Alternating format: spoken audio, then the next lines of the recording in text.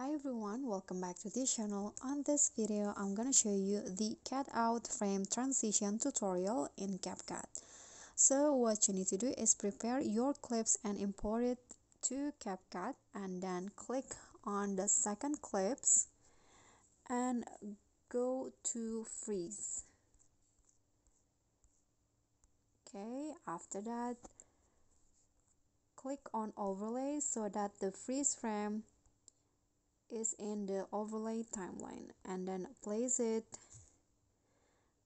trim the overlay here into 0.2 seconds only. Okay, like this, and then place it at the end of the first clip. So I'm going to put it in here.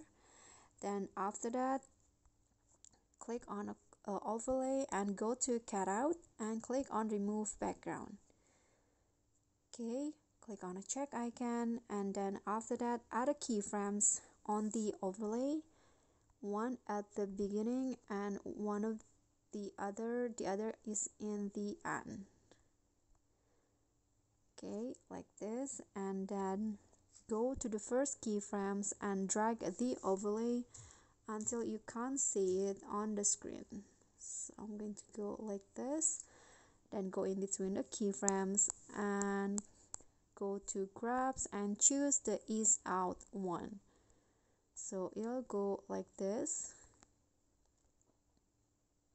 and you need to do this, repeat this process for all of your clips. So I'm going to repeat the process for all clips and go back to you. Okay, so after you repeat the process for all of your clips, you'll get this result. Okay, so that's how you can make the cutout frame transition in CapCut. I hope this tutorial will be helpful to you. So if you think that, don't forget to click on thanks below, like this video, comment and subscribe. I'll see you all in the next tutorial. Bye.